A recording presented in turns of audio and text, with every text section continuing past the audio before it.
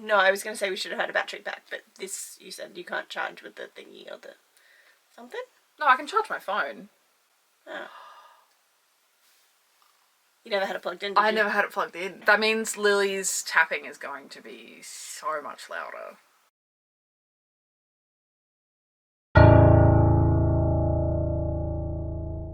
Hello and welcome to Mellow. My name is Megan. I am a writer and an artist, and this is Mel. Hi, I'm Mel. I am an artist, a librarian, and in so much pain all the time. This month we read The Starving Saints by Caitlin Starling. What did you think of the book? Surprising no one for a book that is got a lot of cannibalism in it. I really liked it. Cannibalism has been a theme in not my personal life, but in back when I was streaming, a lot of the games that I played had cannibalism mostly that I wasn't expecting. Do you want cannibal fun facts? Cannibals apparently think tattoos taste bad. Yeah, right. Which makes sense. Did you ask many to find that out? No. It's just a thing that you can find out when you read lots of interviews of cannibals by people that did talk to cannibals. What did you think of the book? Yeah. It was a book. I liked it. I know you just finished with I liked it, but it was a book. It's I not a ringing endorsement. To give like a cliff notes for what I'm going to talk about when we do, because we'll do the recap in a second. I really enjoyed the premise, I really enjoyed the book, I really enjoyed the writing, but by the time it all wrapped up, I was like, oh. It didn't feel as impactful as I was hoping it would, and what it implied that it was going to be. And so I just feel a little bit like, oh, okay. I agree. Like the last maybe 100 pages, I was like, I don't understand why this is happening. And let's keep in mind, the book is only 342 pages, I think, including the author's note.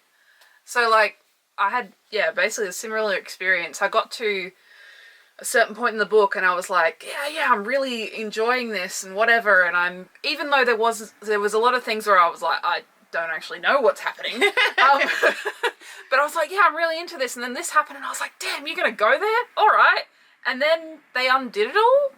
Yeah. And I was like, oh, if you haven't read the book, you're going to get spoiled, so have fun. I think this is the first time we've actually remembered to give that warning when we've gotten to this point. We follow three perspectives, one being Facine, who is an ex-nun. She is living in a tower. She's a mad woman. Yes. She is conducting experiments in order to turn nothing into food. They're all currently living in Castle Amar. They're all starving. Under siege from an enemy army. They have 15 days worth of food. They need to start eating or they're all just gonna die. They have stripped the crops bare. Their rations are running low. They need a miracle. Now, Facine has already done a miracle. She was able to get or clean the water in the castle. I think it's not a tower, but she lives in a tower. There is a castle. She was able to purify the water through rat feces and some other things. And I was like, that's a very weird justification for how that worked. Purified it of the rat feces. No. She used the rat feces to do that. And two other things. And I can't remember what those other two things were because I stopped reading it rat feces and I went, what? I missed that. She's like, it's a magical powder. And I was like, cool, I don't need to know anything about it. But also, you don't need to know. You just need to know that she has done it. She has done what others could not. And she was able to purify the water. And the nuns are kind of pissed about it. The nuns are pissed about it because they don't want Facine to get any kind of praise for the things that she's doing. To the degree that they take credit for Facine's miracle for curing the water. So they're running around saying, it's fine, everyone can drink the water, rah, rah, rah, rah. And Facine is totally fine with this because everybody views her as a mad woman and she's like, if they find out that it was me that did this, nobody's gonna drink the water. And it's not that she's not, like, someone who's looking out for her community, but she's very invested in science. It's not really science, but more in experimentation and learning. She thinks she's doing science. Well, yeah. It's not science to the degree of, like, science, because there's some magic that is involved. There's a reason that she's referred to as a witch. There is also a second character who is one of the king's knights, who is Savoyne. She is pretty cool. She is a war hero for Carcassonne, a massacre that had happened where she had kind of helped in not making it be as bad as it's going to be. Savoyne is very loyal to her king and also to her friend Leodegardus, Sir Leodegardus, who is very good friends with Facine and believes that she can do no wrong. Same with Cardamere, who is the king. She is referred to as his madwoman. Yes. Like, he has put her up in this tower. He is like, hey, do whatever you want. And Savoyne does not trust her in the slightest. She is like, nah, she should stay up there and never be seen again. Which seems to be a shared sentiment among many people. And she is tasked with helping Facine to do this, because Facine seems to have made no progress with making food out of nothing. How could you possibly fail at that? You're meant to be a madwoman. And she's kind of pissed about it because she asked to be made a messenger to, like, break out of the castle and go find help. And the king was like, no, you need to stay here with me and you need to help this woman do magic, essentially. Yeah. And she's like, I am a very serious knight person who does serious jobs. You're basically just, I'm not a babysitter. And she also, like, she begs Leodegardus to let her go out and to try and scout to see what the army is doing that's outside. Etreva was how it was in my head, but that might not be correct. Don't know. The enemy. The opposing army is, like, they're not necessarily visible from outside of the walls, but basically she's trying to go, based on the fact that, like, they've sent some scouts out, they've died.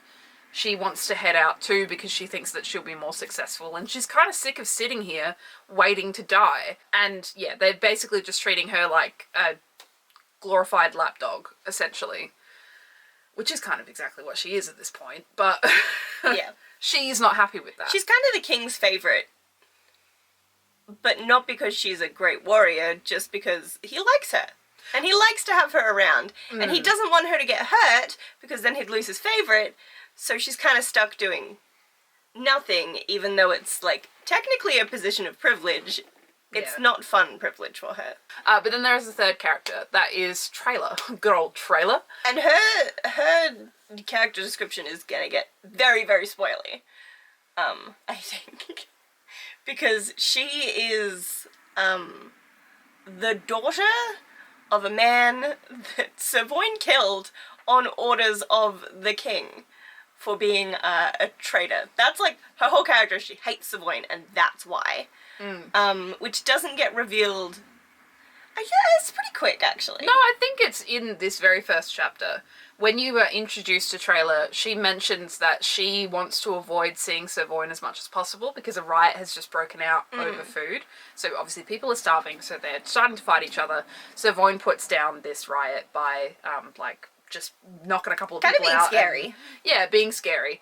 And so then Trailer is like, well, shit, I don't want her to see me at all. I don't want her to recognize me. Like, we got along really well, and I hate her and I want her to die.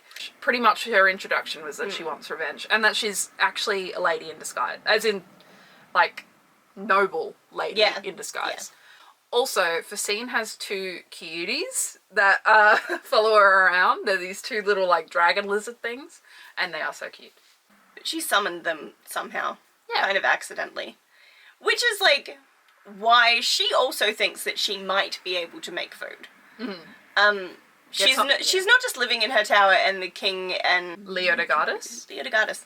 But also, those two don't know that she has the lizard. She has the foresight to know that if they were to see these things, they would probably want to kill them, because we're all hungry and I got two meat eaters right here. Yeah. So yeah, she's very aware that they should absolutely be as hidden as possible. And that's part of the reason why she's enjoying the fact that she gets the privilege of living in a tower and no one else gets to be around. So when Savoyne ends up watching over her, she's like, I don't want this.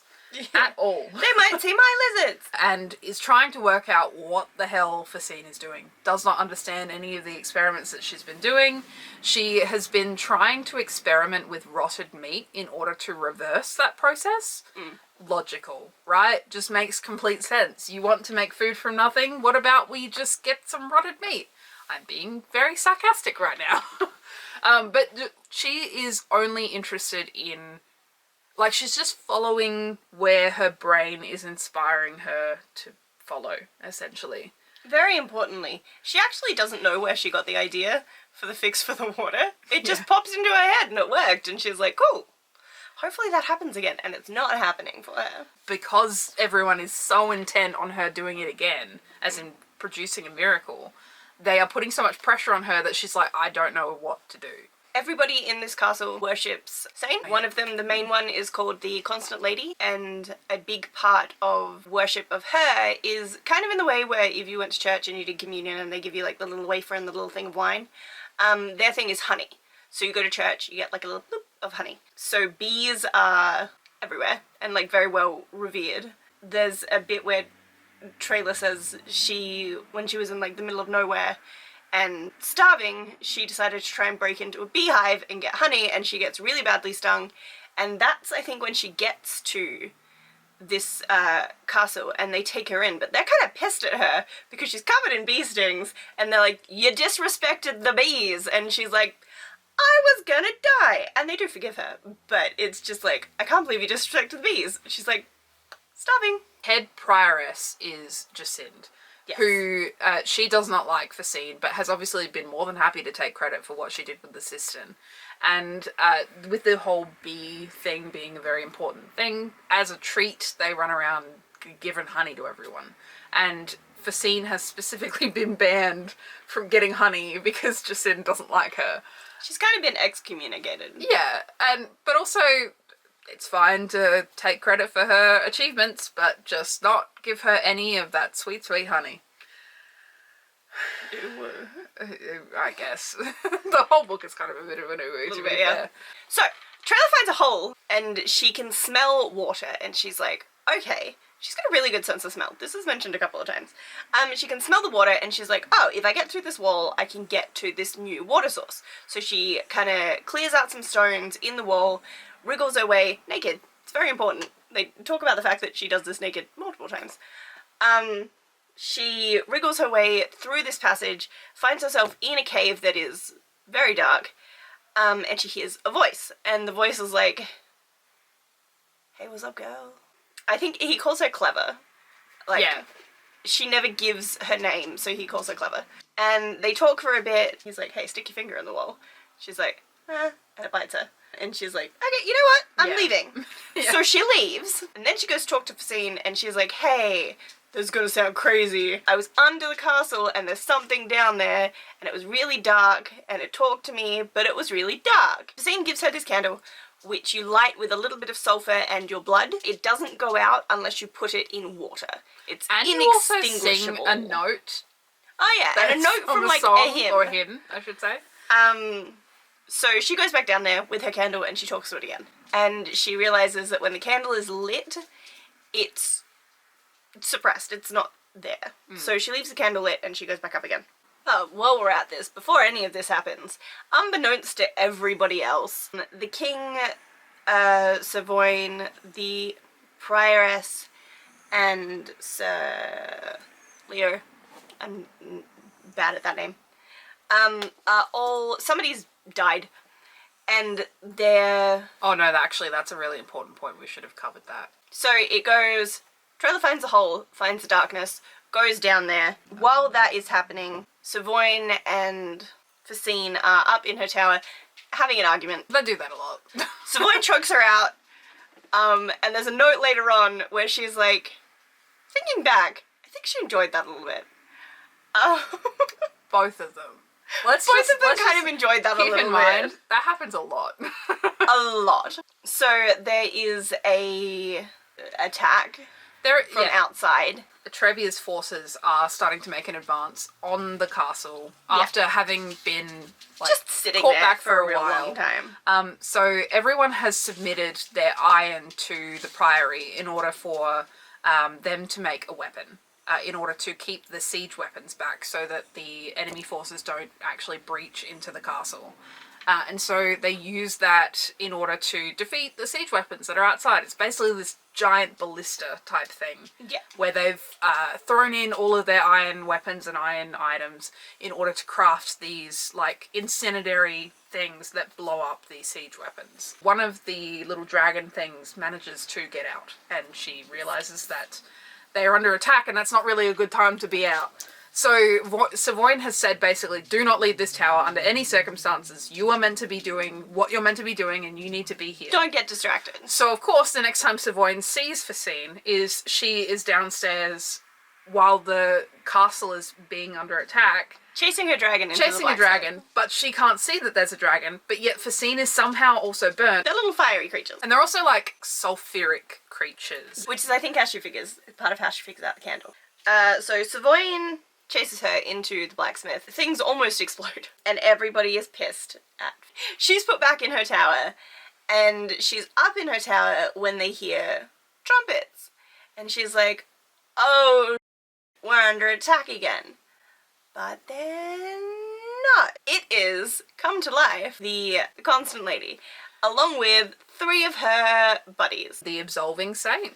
The Warding Saint. Yeah, and the Loving Saint. The Warding Saint is donned in armor. The Loving Saint is like just a little Aphrodite kind of deal. Where, he's real hot. Yeah, real hot. And that's his thing. Everyone loves him. And the Absolving Saint is... The Constant Lady is like painted gold, essentially, and has like these golden irises. So all of these saints as well still look quite a lot like statues. They don't look like people. They look like the iconography that is in, like, the cathedral. Voyne has her first real mental breakdown at this point. I wouldn't say... No, actually, that's not true. She has a little bit of a mental breakdown when they're discussing cannibalism. Because, like I said... You've really said this in order.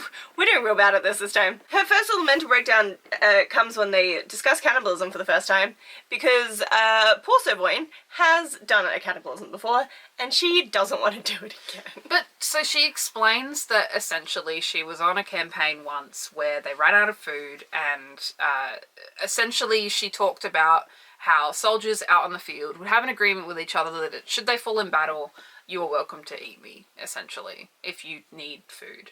Not just for fun, if you really need it. And they really needed it. And yeah, in this case they really needed it, so they had actually done this before. But when when the siege happens, one of the soldiers does die. And prior to this, there had been a few incursions where a lot of people were taking care of the corpses. Like, they were watching them, they were seeing what was happening with them, so they didn't have the opportunity to do this earlier, or they would have done this earlier. But they carve up the corpse of this dead soldier and are like, we're hungry. We'll just tell them it's horse and it'll be fine. Yeah. They're like, I would rather my people do this horrible sacrilegious thing than have them die. They don't need to know. And Savoyne is like, I don't think that is morally correct. And also, they still have horses, but they see it more valuable that they have horses for the oncoming soldiers that are going to storm the castle, rather than to have, like, not eat this person. And like, this guy's already dead. And also, it's important to note too that, like, the prioress is doing this too. Like, Jacinde is there condoning this happening. Everyone is here for it, except for Voyne, who is like, I don't want this. I don't think this is good. They also mention that they have culled... That's a horrible way to put that. They killed half of the dogs there and have already fed them to people, but they haven't been telling anyone. Like, they're like, specifically, my people will not know of the horrors that they've committed. And they were tricksy about it as well. They sent the kennel master as one of the messengers over the wall, specifically so when he was gone, they could kill his dogs. Yeah, it just super not nice. And obviously, you can imagine being in that scenario, you are pretty desperate. And I could even see getting to the point where you would think that that is your only option, because they are starving at this point. There's no denying that. Yeah. But yet, the way that they're doing it, it reeks. It ain't fun. I fully thought that something really bad was going to happen to Voin for not going along with this. But they actually were pretty chill about it. But this is the point where he calls her girl and basically is implying that she's immature because she's not willing to do this. And she's like, I was willing to do this as a soldier, but that was with people that were willing to do this. Yeah. And, you know, the people that you're feeding this man to aren't willing participants here. Like, you're not keeping everyone in the loop. And yeah, it just ends up being basically a big argument and just, well, whatever, what I say goes. And so that's actually Voign's first breakdown. yeah. The second one is when the Saints show up, and the constant lady is like, hi, sweetie, you're doing real good. Gives her some honey. She kind of collapses. And then Trailer sees her from, like, across the courtyard, and she's like, that woman is shell-shocked. She's having a real bad day. Basically, everyone is like, hooray, the Saints are here. They're gonna save us, blah, blah, blah, blah, blah. The Prioress is not having any of it. She's like, you are not her. I don't know who the f*** you are. You're not my saint. And then Savoyne is here for this. This is from her point of view. And she kind of has a fade to black. Because also, at this point too, Savoyne is very much under the influence of whatever is going on here. It's a very, like, dreamy quality to everything that's happening right now. Because Savoyne is, like, almost drugged. Like, it's, it's not very clear exactly what's going on, but you can very much tell that they are under the influence of this all of, magic, like, or whatever. The upper management are sitting there in the hall with the Saints, just basically confessing all of their sins. They don't really realize they're doing it. They're telling, like, stories from their childhood. They're, like, reminiscing on good things and bad things, and just Savoyne kind of comes to for a moment, and she's like, this is weird. And then she just fades back into it. But they've been provided with this massive amount of food, and it's mentioned that they didn't see them come in with carts. Like, how did they bring all of this food in? Shortly after the whole thing with Jacinthe happens, we aren't sure why, but Facine can see through this illusion, this feast that seems to be happening. She can see that Savoyne is currently munching down on some fruit and stuff is what she believes is happening. She's just hunking into a whole lot of leg. And Facine is horrified at this whole ordeal because she's been brought down because of her relationship with Cardamere and everything. And also the lady has called on her because Facine is freaking the f*** out. Yeah. She is like, I have called these people here. I have done the miracle. Oh my god, what have I done? Like, how did I do this? I have called this into being and I have made these saints come here. I summoned some little dragon dudes and now I summoned these people and I don't know how this keeps happening. I don't like it. Oh my god, I'm at fault, please. And then they go to call her and they're like, nope, you gotta come see her. And then, yeah, she's seeing Savoyne eating freely of this leg. And she's like, I don't want that. And Savoyne is like, you should have this. And she's like, nah, I don't want that. It's, I'm pretty sure, implied later on that it's actually Leodegardas' leg. Yeah. Arm. Because this is leg at that point. Oh, maybe it was arm. There's an arm and there's leg. Yeah, they're talking about there's the arm there and it's surrounded by a bunch of little pearls. And everybody else is seeing it just as, like, decoration on the plate. But Facine is like, those are his fucking finger bones. Yeah, it's... Yeah, very sad. Facine is seeing through this, guys. And I got the impression at this point, because it's not explicitly said, but there is that connection to honey kind of comes back again. Because I had assumed because they'd been so heavy on the fact that Facine has not had honey for who knows how long. That means that for some reason she doesn't seem to be as much under the guise of this whole, like, temptation thing as what everyone else is. Because they have been freely having some honey every now and then.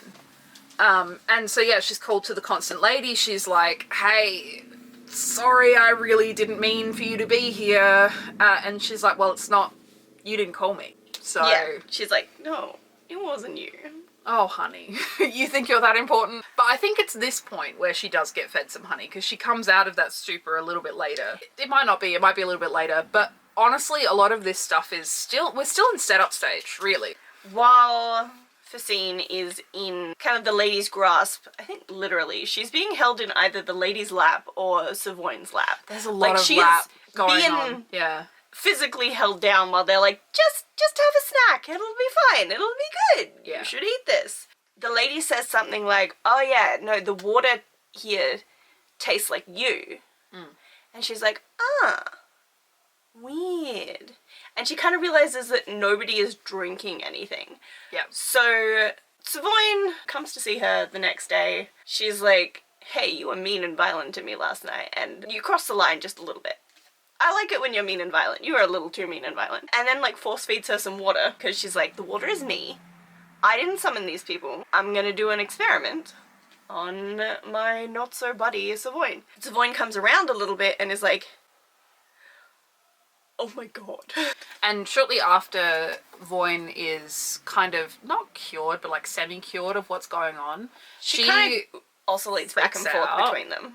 And she goes to see Leodegardas, where she realizes, now that she's kind of free of that grasp, that he's missing an arm and a leg. And he has this really interesting point, which it made me think a lot in this moment, because I thought it was a really good point to have made, where he says, yeah, I was aware of what was happening, but I also saw that my arm fed everyone. And so I was willing to make that sacrifice. Yeah. Because it meant that everyone got to eat. My arm will save 10 people. Yeah. Or even 10 if my families, arm, I think. Yeah. 10. Yeah. He's like, I was willing to make that sacrifice. And then he asks Savoyne, like, wouldn't you be? And she kind of has this realization that no. Actually, no. And, like, you know, I just thought that was a really nice moment where, like, Leodegardas seems like he's such a... Like, he's the stereotypical, like, hero-type character, where he's just very self-sacrificing and very much, like, he believes in everyone. Savoyne knows that the water brought her around, so she's brought some water to give to him. And he's not in pain when she gets up there from the fact that he's had an arm and a leg amputated. Yeah. But when she gives him the water and it starts to lessen the effects of the lady's influence, he starts to feel it. I also like to think that the lady's influence seemed to impact the people that were most likely to reject what role they were playing. Like, for example, it felt like Savoyne was impacted so much more heavily because she was the one that seemed to have been most against it.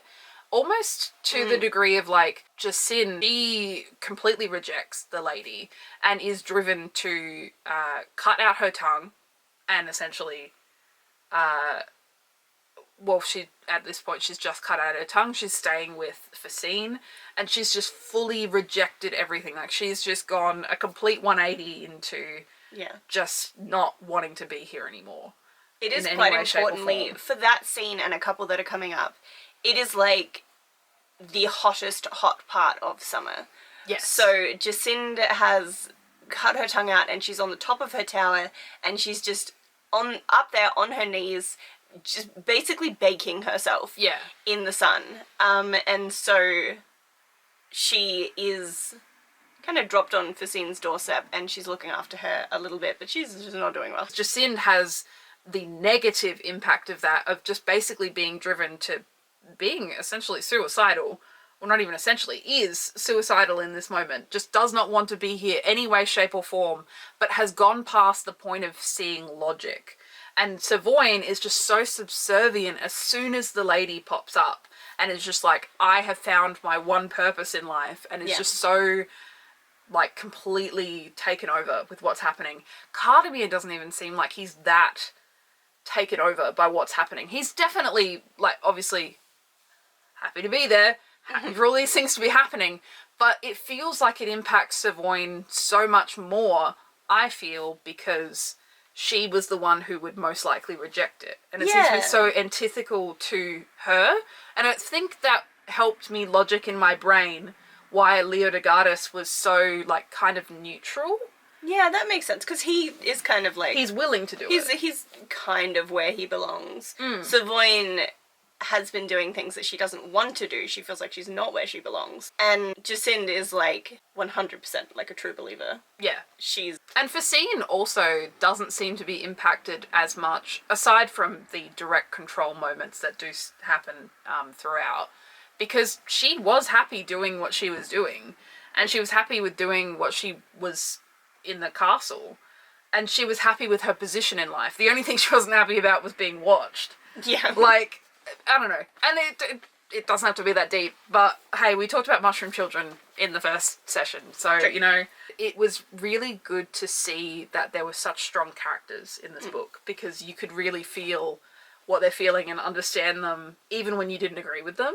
And at this point, everybody in the castle has participated in a cannibalism, except for Facine and Trailer. Trailer is getting harassed by the loving saint too, who just seems to be very interested in the fact that Trailer does not seem to be buying what's going on. Even to the point where Trailer is very cunning, and she's very, like, willing to play the game kind of thing, where she's like, oh, I'll test She it. is super willing to play the game. Yeah. Right? Okay, I just need to make a little aside here. I understand that she was, like, in love with Savoyne when she was, like, a little girl and whatever, and she was like, oh, she was her mentor and blah, blah, blah, blah, blah. She had so much more chemistry with the loving saint the whole way through the book. With Savoyne, I could have seen it go either way.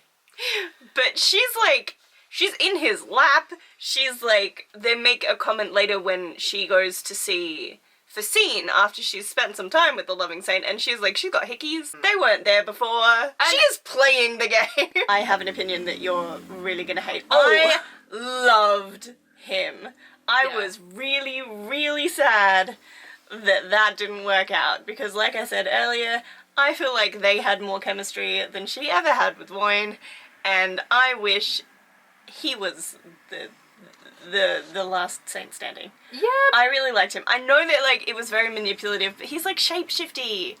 And But I feel like the main reason that they got along, though, was because he was shapeshifty and he was... And he was a manipulative little shit, and she's a manipulative little shit.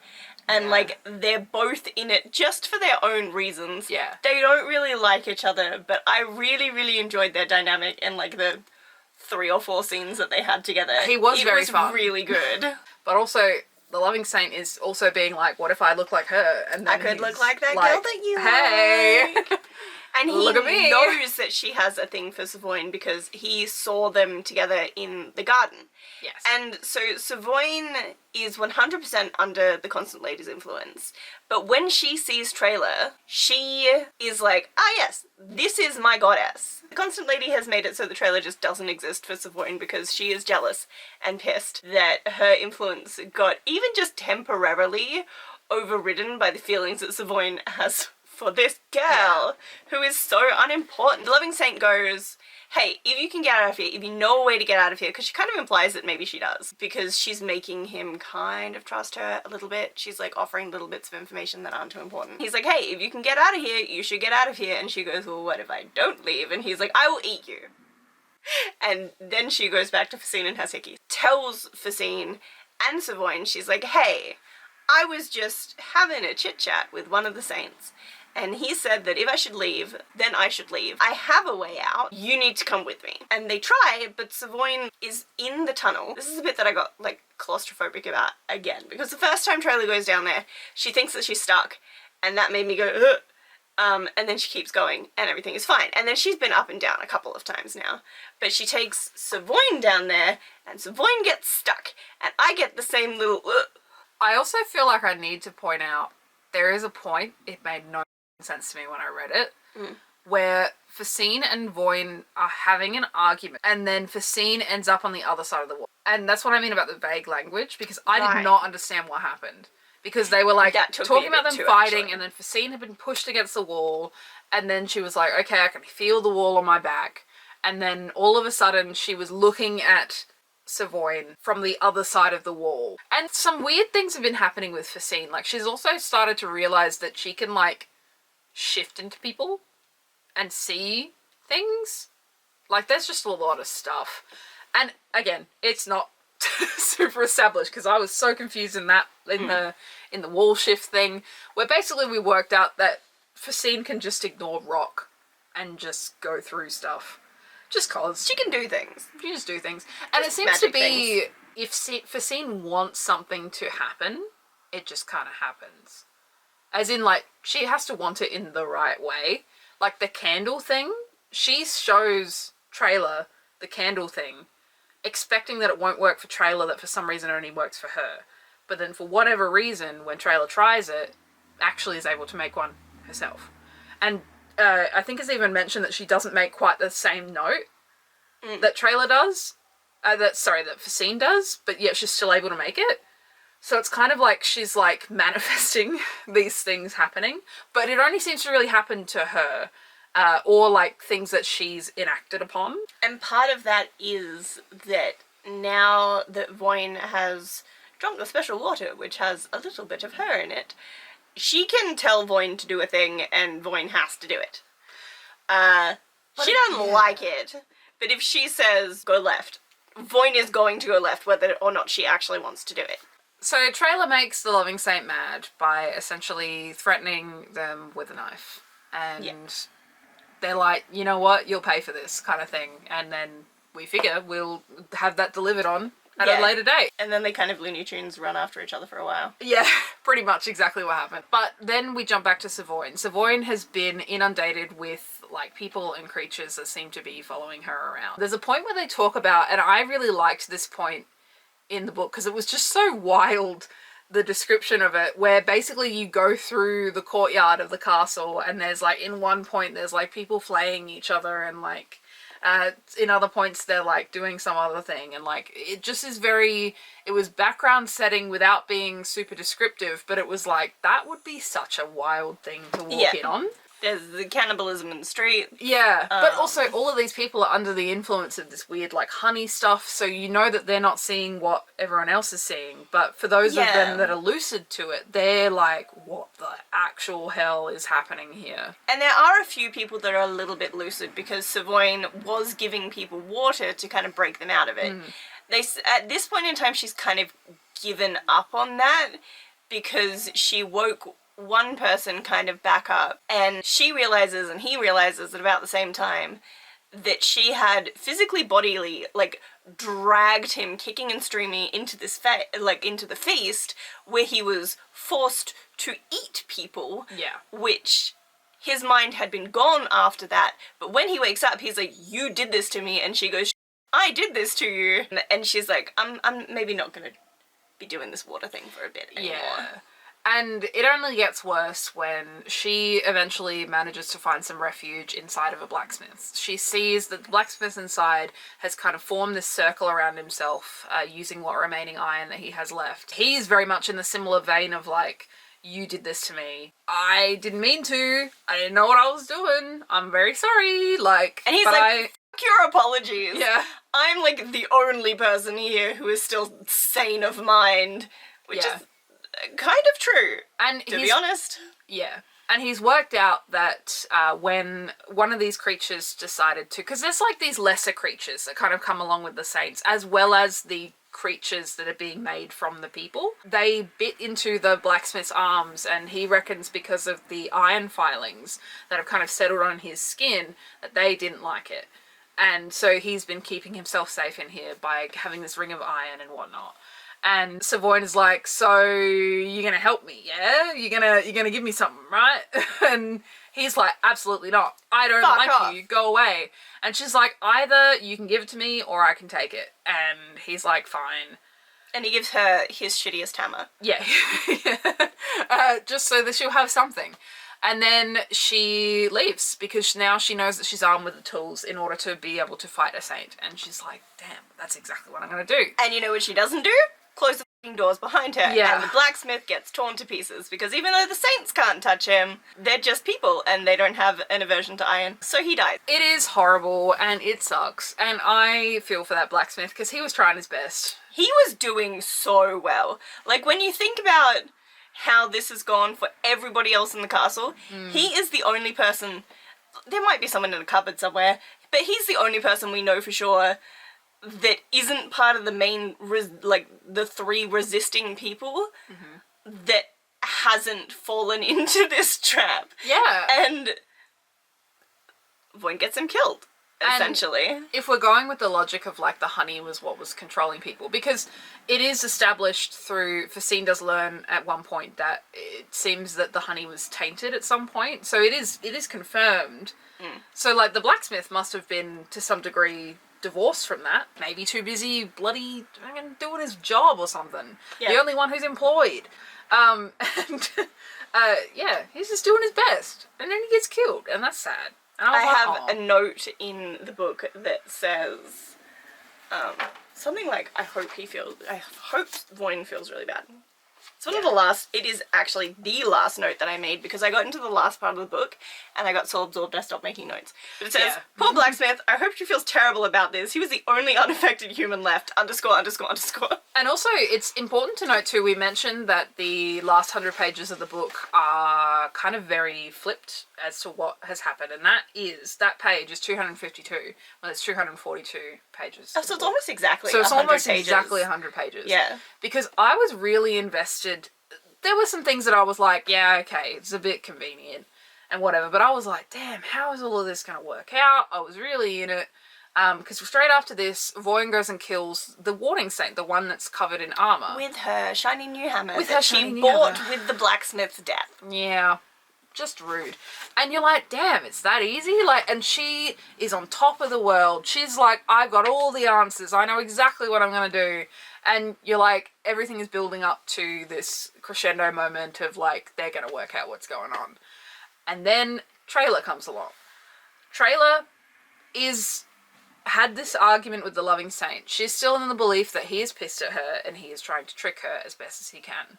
So Voin has used some of the Warding Saint's armour, because she wasn't dressed in armour, in order to protect herself. So Trailer is convinced that the person that... Yes? We've missed something very important. Voin has found her sword. She can't have her sword because her sword is made of iron. It has been hidden away by the prioress who killed herself with it, so that the lady couldn't get rid of it entirely. She's in the abbey, covered in beeswax and honey and a sword. It's very cool imagery. Yeah, it is. It's a bit up. So Voin has had the shit stung out of her by bees. Yeah, because she's always wanted this sword back, and she knew that she had lost it behind the throne. Yeah. And she had just always wanted the sword back, and then she realizes obviously where that ended up. She tries to reach for it. The bees sting her and just absolutely annihilate the hell out of her. And she is just absolutely struggling. So that's also but I thought that was one of the reasons that Trailer doesn't think that it's the Loving Saint, because of the bee stings. I thought, I thought that she was like, this is him, he's appearing as her, but all up to hurt me because it hurts me to see her hurt. So it's not the most important detail, but it does factor in there. I do that she thinks that he's tormenting her on multiple levels by being there as Voin and being Voin in pain. Yeah. Because as much as she's like, I hate that woman, she doesn't. She's very much in love in a incredibly obsessive kind of way. I was 14 when she was there and she taught me how to use a sword and I was obsessed with her. So yeah, she very truly believes that this is the Loving Saint in front of her, and for all that she knows, it is. Even the book itself during this chapter, it is saying the Loving Saint rather than Voin, in order to even trick us into thinking like, did we misremember this? Like, because you see that she's got the hammer in her hand and you're like, no, that's what Voin had. Like, you're second-guessing yourself throughout the whole thing. It's actually a really cool moment, but Trailer ends up stabbing Voin through the throat and killing her. And she dies. They have a kiss. Oh, they have many, many kisses. Before she stabs her in the throat, she's like, they're like wrestling on the ground, and she's like, well, if this is the saint, this might throw him off because, you know, we've done this before. Yeah. Maybe he'll think, I'm into him again. I don't really know what her plan was. And she was like, and if it's Voin, because she does have this little bit in her head where she's like, maybe it's not. She's like, at least I'll have kissed her. And so she kisses her, and then they roll around, and then they kiss again, and then she stabs her in the throat. There also is, this is also the point where Voin reveals what had happened with her father.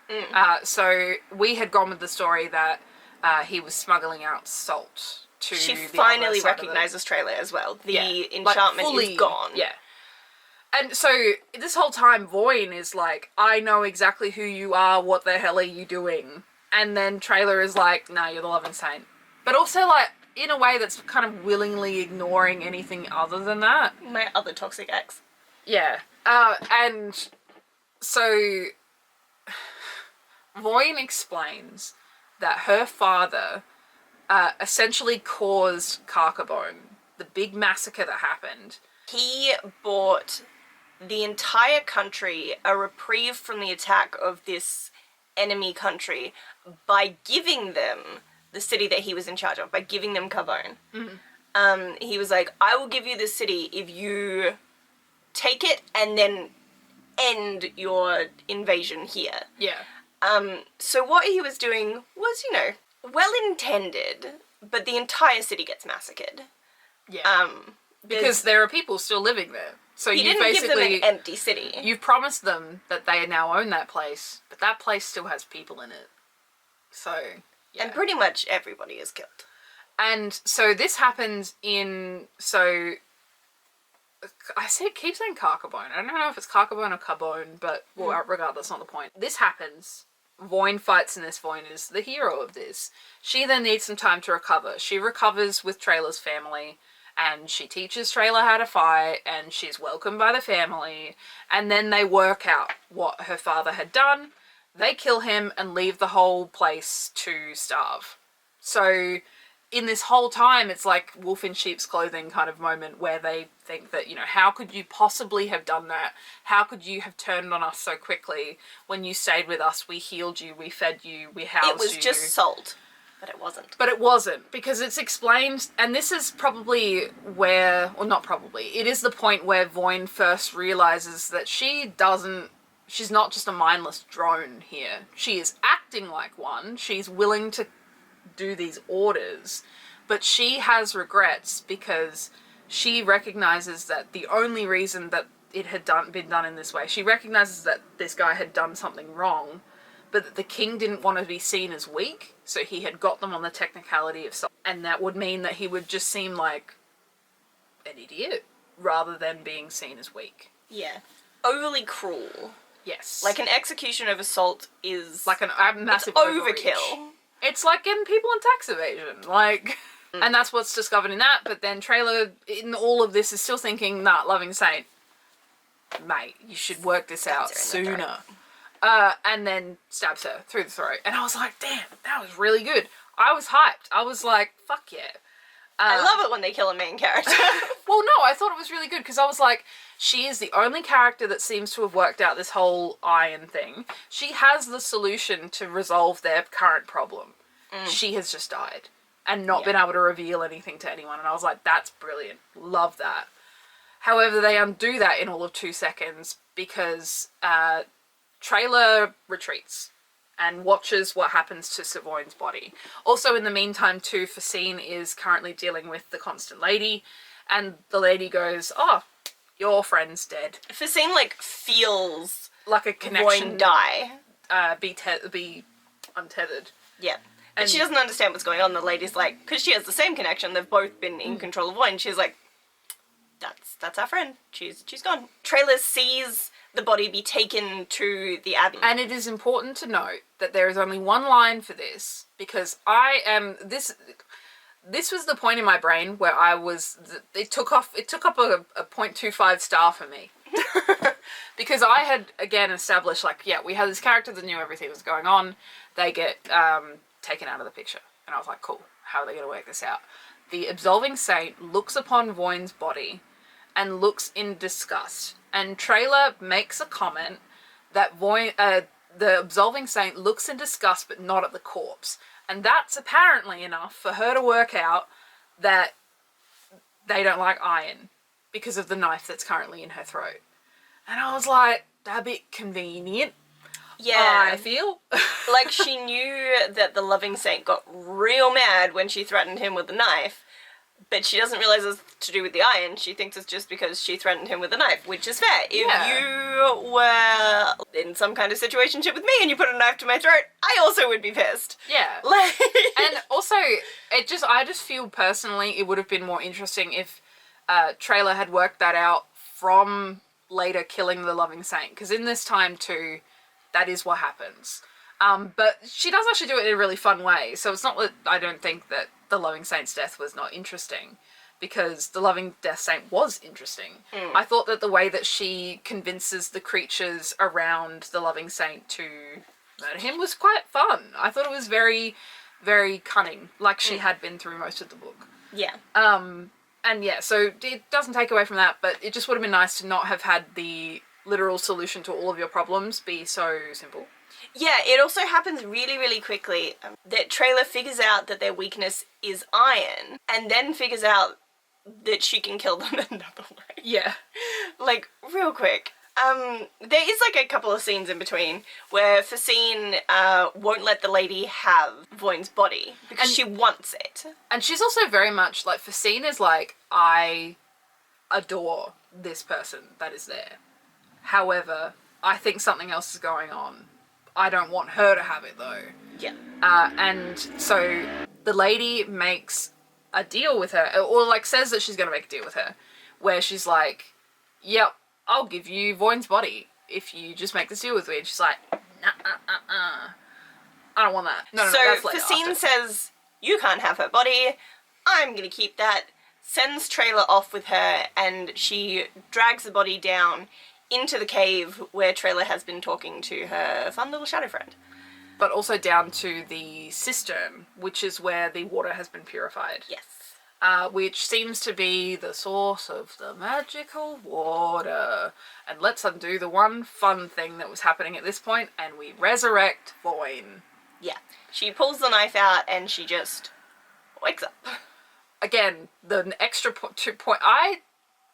that was not a sentence. Yeah, I voted this book 4.5 stars. I took off 0.25 stars for the convenience of the iron thing, and I took off 0.25 stars for bringing Voyn back. I like Voyn, however, I do not think that she needed to come back at this point. And I was like, I would have been fine with it if it had happened later. It just was like, it was literally 2 so chapters quick. and she's back. And I'm like, cool, what impact did that have then? Because you didn't need to work out what she knew, and you just brought her back. So she's now back now. And I'm just mad about it. That is my 0.5 gone rating down. Nah, I don't like it. So Trailer and Voyn have a quick conversation where they're like, Facina's maybe gonna ruin everything, maybe we'll have to kill her. Yeah. But we don't want to do that. They go, well, actually, you can take this knife and you can give it to Facine and maybe she can kill the lady or something. Yeah, that's but what that they is not what happens. Trailer gives Facine the knife, and Facine goes and does make a deal with the lady. She gives her the knife and her name, which it seems to have some kind of Fey rules. But it's also, Facine specifically wants to trade the knife for dominion over the castle. Like, and she seems to have worked out that these contracts appear to be very literal. Like, she seems to be the one that's worked out the wording of it all. Yeah. And so she's worked out that she wants dominion over the castle and all the people that live there. And the way that she's going to get that is by giving the knife over. But then for whatever reason, as an additional part of that, the lady also needs her name. Which, I honestly probably could have taken another 0.25 stars off. But I did think it was a good book, so I won't do that. I'll take it away, but also add it in another place or something. She gives her name, but then she mentions, this is the name she took when she left the nuns. She had a name before that, and technically she also had another name before she joined the nunnery, and so actually giving the Constant Lady her name doesn't really give her as much power as she thought that it would. Yes, that does happen. However, do you know what she does in the meantime? While she's under the influence with her false name, she kills and flays the king. Yep. So, Hangs him up by She his couldn't leggies have had from that- the church. yep, and she's just literally happily. I'm pretty sure that Voyn describes it as gleefully, just like flaying the king in the corner. Which, you With know, great skill. yes. Where did she learn how to do that? It's Facine. She's just like that. She just knows everything. But that was also very frustrating because I thought that was really cool. It should have just not, I don't know, it just was very convenient. It was like, you do this, you control Facine, you get her to kill the king, and then suddenly she has this realization when they're facing each other that that's not my name. I also, at this point in time, I thought the king was long dead. I had kind of forgotten about him. He'd honestly just dropped off the face of the planet. Like, the last time anybody had seen him, Voyn had seen him with the saints and, like, a servant girl just, like, in a courtyard doing some gross blood stuff. Yeah. And that was the last time he's mentioned. Like, there was even a mention of, oh, I should look for the king, but I don't. So I was like, oh, he's totally dead. He's definitely dead. So Voyn is alive in the cave. Trailer has left with the knife to give to Facine, who has, at this point, already given it to the lady, which has caused kind of an earthquake. So Voyn is down there being like, oh shit, an earthquake. And she blows out the magic candle because Trailer has kind of explained this to her. She's like, if I don't come back, make a deal with this shadow guy. He'll, like, eat your finger, but then he'll let you out of the cave. Don't come back. Yeah. She instead, pretty much as soon as Trailer's gone, goes over to the shadow guy and he's like, hey, what's your deal? And shadow guy kind of explains, yeah, this castle has been under my protection. Basically, he's made of the stone and the iron that the castle is built of, and he's been protecting it for a really long time with his own, like, really subtle magic. But when all of the iron was ejected out of the castle, it allowed this other power to come in, and they're kind of having almost like a battle of wills. They know that each other is there, and both of them are upset about it. The saints are mad that there's this thing under the castle. The thing under the castle is mad that the saints are up there, but neither of them can do anything about it. But also, additionally, it's interesting because the thing that Facine has done with the cistern is different. So it's like there's three things happening, like three spheres of influence here, with everything going on with this whole, like, Fae stuff happening. When Facine made her deal to get dominion over everything, she's, like, absorbed a huge amount of magic, and she is now basically becoming like what the Constant Lady and the other saints are. She's not the same. They talk about it. The Constant Lady wasn't ever a human. She was always this other thing. But she tells Facine that Facine is basically, could become what she is eventually. And she's like, I'll be your mentor and we could have so much fun. Wouldn't it be great? Facine is like, I don't really think so. I don't do very well with orders. I'm a loner. I'm an introvert. I want to live in my castle by myself. I don't really want to... So Voyn makes a deal with the castle creature to essentially, the castle creature is like, Voyn asks, what are you going to ask of me? And the castle creature says, like, I usually ask something that's important to you, but in this case, you know what? You're going to serve my purpose, so, like, go kill them, please. Yeah. That would be really great. So he transfers all of his power into Voyn. Maybe not all of his power, but a decent chunk of it. Through the little bit of Trailer's knife that is stuck in her spine. She's just got a little bit of iron there. It's fine. It's not going to do anything. It's just going to give her aches and pains in the winter, maybe. Yeah. Lucky it's the middle of summer and not planning to be autumn anytime soon. Yeah. Wait. So Voyn also wriggles her way out of the tunnel, and now everybody's back in the castle. I feel a little bit crazy explaining what is happening in this book, with how much it's just like it's jumping backwards and forwards. We're in the tunnel, we're in the castle, we're out of the tunnel, we're having a feast, we're getting a tunnel, like... There are many feasts and they're all very gross. So she makes that deal, and while this is happening, Trailer is out, running about.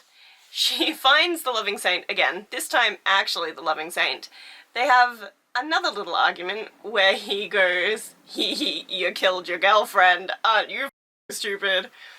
And then she tears his throat out with her teeth. At some point in time during this, now that Voyn is not being controlled by anybody, she goes and collects her sword.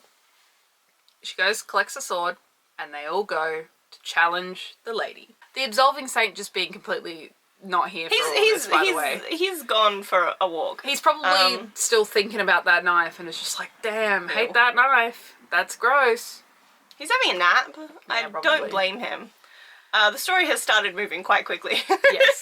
Like, at this point, there's not a lot of in-between. It just kind of jumps in between each of the different places where you're at. But essentially, Facine is still under the influence of the lady, and Voyn and Trailer, they all meet back up again together, and in order to deal with the lady, they figure, you know what? she doesn't like iron, let's just go stab her. Voin goes, whack, right through her belly, and the lady goes, eh. Yeah. I remembered that I'm not supposed to say, you know. I'm the Swear one word. that's been swearing the most, actually, this time around. So she does the thing that you see in, like, movies sometimes where she, like, gets the sword and she pulls herself in to get, like, closer, which is, I'm a big sucker for that particular move. But also, I feel like just purely for the chance of having the baby bird back, Trailer gets really badly injured, and Facine uses the lady's food in order to heal Trailer again. Yeah. In a way that just felt like it was just for the purpose of completely reversing the baby birding from before. It's just, yeah. It very conveniently dealt with. Except for she doesn't spit in her mouth, she spits in her open wound. There's no real other way to explain this. Facine just eventually realizes that, yes, I'm going to drag her through the stone to the cistern. Underneath the castle. Which is where the magic water is. And superheat her in the cistern just cause. Genuinely, it's like, I know she has a weakness kind of to the water, but I think it is also that Facine can kind of make anything happen that she wants. And I think she just has decided that this is what she wants. So she sinks through the floor, holding onto the lady like she's a ghost. She just ghosts through the floor. So then she's in the water and she heats the water, kind of using magic, kind of using her little dragon buddies, who haven't been around very much.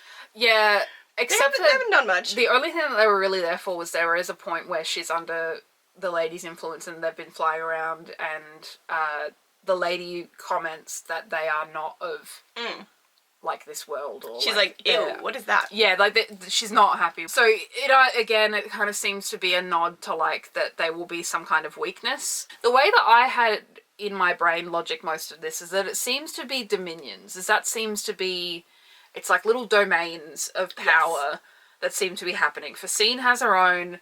The castle, being the creature castle, has its own. And then the saints have their own. And it's mentioned a few times that they're very associated with air. And Facine and her little dragons, mostly the dragons, but Facine, because she summoned them, are very associated with fire. Yeah. Which is why she puts her in the water and then she boils the water, and air, I guess, doesn't like water and fire. I didn't get so much the elemental aspects, but that does make a lot of sense. Like, as in, now that I think about that, because I was like, why did it have to be heated? Like, I don't know. Yeah. It's not clear. It doesn't really matter. A lot of I guess things it's aren't tied clear. up. And so she's trapped now. Yeah. Facine comes back out of down there, and she, like, leaves her hands in the ground so that she's, like, stuck to the floor in, like, a execute me pose, and is like, execute me! Things are very unstable around them. It's like a stabilizing thing, it seems like. Like, obviously she's putting herself in front of Voin because everything seems to be, like, literally falling apart around her. Earthquakes are happening because the castle, which has always belonged to the Shadow Stone guy, now belongs to the Saints and Facine. And that's not good. So Facine's like, please kill me, I'm ruining everything. And Voin's like, no, you should instead give it to me. And I'm guessing it's because they made a deal, like the castle / stone creature made a deal with Voin and went into Voin, that when Voin then takes over, it stabilizes things. It goes back into the Shadow Stone. Logic doesn't matter right now. But that's essentially what happens. Yeah, things are being resolved. It doesn't matter if it isn't the clearest on why. But yeah, so Voin literally takes the throne. She goes and sits on the throne and she's like, get on your knees. And she does. And she kind of wills back all of the dominion that she has to Voin, and things start to stabilize earthquake-wise. Yes. At which point in time, the Absolving Saint shows up because he he's woke still up from around. his nap. And he's like, hi, I see you killed everyone else. How about you don't kill me? And in exchange, I will give you back this knife that you gave her, which will make me and all the other little creatures vulnerable to iron again, and all I ask is that you make, because it's all contracts, make a contract with me that will mean that I go free. And Facine is like... Well, Voyne asked Voyne. Facine and is like, can you please word this for me? Yeah, Voyne is like, you're the one who's good at words. Yeah. Can we make this deal? It's like me playing D&D. Like, this is what I want to say. Can you just pretend that I said it correctly? And Facine translates it to, like, sure, you can have your freedom. Everybody here, I want them to have no idea what happened. Yeah. It's going to be a miracle that we all survived, but I don't want them to remember, because nobody deserves that. Which I always thought was, like, I understand, obviously. I don't think that's a bad option. However, that was exactly what the king was doing with feeding them the bodies. And I'm like, it does feel weird. Like, this is obviously put to the extreme. This isn't just they ate someone that they weren't aware that they were eating someone. There was one where they might have specific been able to scene accept it. where a father and some of the children were eating one of the other children. Like, they'd sacrificed their child. Like, yeah, it's not good. And, like, I don't think it's a bad idea to be like, these people shouldn't remember this. But it felt icky. Yeah. And I didn't super understand, because the castle creature, I keep saying the castle, wanted Voyne to kill all of the creatures that were inside of its dominion. Yes. Or domain. But yet, they let the absolving saint go and there's no consequences for that. Yeah. Well, Which seemed a bit odd, I felt. I do think there are no... removing them. I think there aren't consequences because all of that power, it's not there anymore to be able to punish Voyne. All of that power went directly into her, so... Yeah. I don't know. The fact that she's physically capable of doing it kind of means that there's nothing that the poor guy can do. It was like we were sitting talking before this started, and we were talking about, like, we wanted to do that TikTok trend of, like, my top 5 horror movies, and we were like, oh, we should do it about, like, things in horror that we don't like, and Mel was like, yeah, like, surprise happy endings, and I was like this book. Because it felt like that was an excuse to give us a happy ending. Yeah. Because ultimately that's what happens. Everything seems to go back to normal time-wise. Autumn kicks in because it's apparently important that time had actually passed and the siege is now over, just magically. The siege has been over for... Months. Yeah. Like, everyone was like, well, the king never came out. We assumed that everybody died in there. Yeah. But don't forget, they've assumed this because no one's there anymore. Not because anything has been confirmed. They're literally like, oh, it doesn't really matter that the king died because probably one of his brothers stepped in, so it's completely fine. True, but there was... we missed this part because so much happens. When Trailer gave her finger and escaped temporarily, she found a camp of people who were their allies. And there's like 15 to 20 people. It's not a big group, but they're sitting there in like the abandoned enemy camp. And they're like, they left ages ago because they couldn't get close to the castle. Nobody knows why. We do know why. It was the stone shadow guy exerting the amount of power that he has to keep them safe. He can't do much, but he can stop them getting close. So the invading army actually couldn't get into the castle, and they realize that, and they're like, okay, and so they've left, but the people in the castle didn't know that, so they're just sitting there starving. These people are their allies. They've been sitting there and they're like, we have tried to go to the castle so many times to let everybody in there know that they're gone. You can come out, but they also physically could not get to the castle to tell them. And I'm not sure if that was because of the saints or still because of the stone guy, because if it was the stone guy, I don't know. He's underground. Maybe he didn't quite realize what was going on. I'm not gonna lie. Kind of forgot that happened. Yeah. So Trailer knows that there are no enemies outside anymore. Yeah. But, you know, for a while there were much bigger problems. So the Absolving Saint makes a deal. Everybody comes around, they're not under the influence anymore, but they don't know what happens. And this isn't really resolved. We don't talk to anybody. They don't talk to anybody. But they're coming through. They're not starving anymore because they did a lot of cannibalism. I think also it's they like... just don't remember the cannibalism. Wake up and be full as well. Like, yeah. It's like... It's to make sure that they're not really hungry when they wake up too. Yeah. Facine and Voyne are like, I mean... we're not going to be starving anymore, but there's the army outside. And Trailer's like, oh, They're not there. actually, I totally forgot to tell you this because so much else was going on. There's nobody out there. Yeah. We can just go. Last paragraph is like, and now we're all in love with each other. Their role in it will be lost. 3 starving women who struggle for mastery of themselves in the face of a spiraling world. And then they're like, we can leave. Or hopefully we can leave. Because if we can't, we're gonna starve again. And they decide that they're all in love. That's not exactly how it goes. Not quite. But the author's note does say to, like, one of her beta readers, you were right, Wayne does have 2 hands. So it's very much implied, romantically, they will all be together forever. It does wrap up very nicely. There are still questions like, what is the absolving saint going to do now? He's obviously still evil, he just doesn't have his evil friends. And, like, yeah, Voyne was supposed to kill them all, and they killed most of them. I mean, technically they're gone out of the walls, but they're not dead. I can't stress enough that it feels like when you're reading it, you don't know what's coming next. Like, you could sit there and be like, oh yeah, I'm gonna predict that. Nothing happens the way that you think it's gonna happen. Like, it doesn't seem to be very predictable in that way, which is good, but then also that could maybe imply that maybe it wasn't set up correctly. Like, I do feel like the story was really good and it was on a track until kind of near those, like, last 150 pages where it kind of unravels itself, and they didn't really know how to tie it all together, so kind of went with the everything's all fine now kind of option. Their relationships are all kind of resolved without ever talking about the fact that they're all a mess, individually and together. Like, Facine and Voyne are toxic.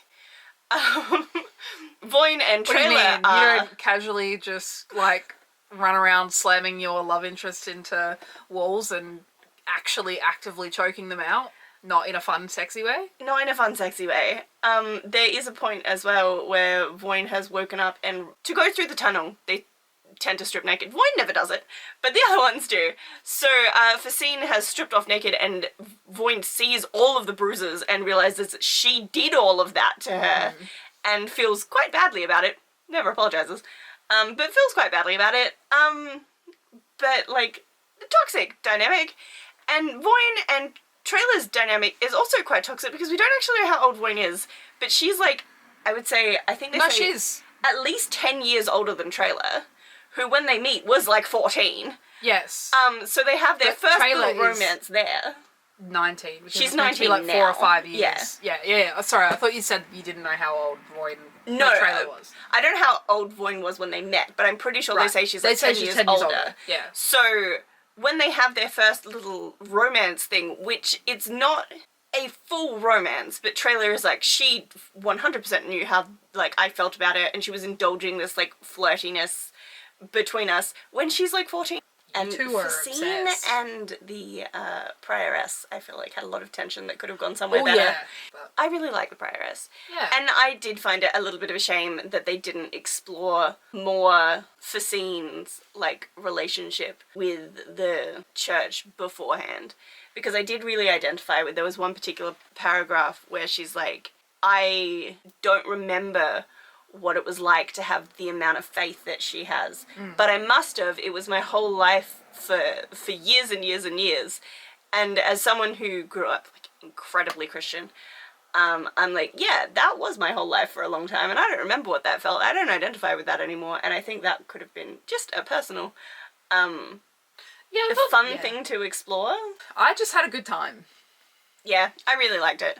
But I just felt like I was in a fever dream for the end of it. Yeah. And I do wish the ending had been a little bit tighter. And like you mentioned with the whole, like, not getting a lot of answers, they brought up some of those questions themselves. Rather than keeping it vague, they were the ones who brought up that the brothers likely took over and just, like, dealt with it. Like, you didn't need to mention that. Anyway, let me go get my microphone again so we can tell you all about the next book. So next month, we will be reading Slewfoot. We talked about this in the very first episode we did when we were introducing what Mellow would look like. So it's been a very anticipated read. So yeah. Yeah, excited. Yeah, it will be. I like the cover on this one. Yeah, no, it's very fun. So set in colonial New England, Slewfoot is a tale of magic and mystery, of triumph and terror, as only dark fantasist Brom can tell it. Connecticut, 1666. An ancient spirit awakens in a dark wood. The wild folk call him father, slayer, protector. The colonists call him Slewfoot, demon, devil. To Abatha, a recently widowed outcast, alone and vulnerable in her pious village, he is the only one she can turn to for help. Together, they ignite a battle between pagan and Puritan, one that threatens to destroy the entire village, leaving nothing but ashes and bloodshed in their wake. This terrifying tale of bewitching features more than 24 of Brom's haunting full-color paintings, Ooh. and brilliant end papers, fully immersing readers in this wild and unforgiving world. But yes, very interesting to read that one. I didn't actually know much about it. I just had it recommended from you, and classically I don't read blurbs, so I didn't know. I knew that it did have to do with, like, Puritan era. Yeah. I didn't know it was set in 1666. That seems a little on the nose for devil imagery. Yeah, it does. But yeah, we'll see you when you read that Slewfoot. book, I guess. Go read Slewfoot.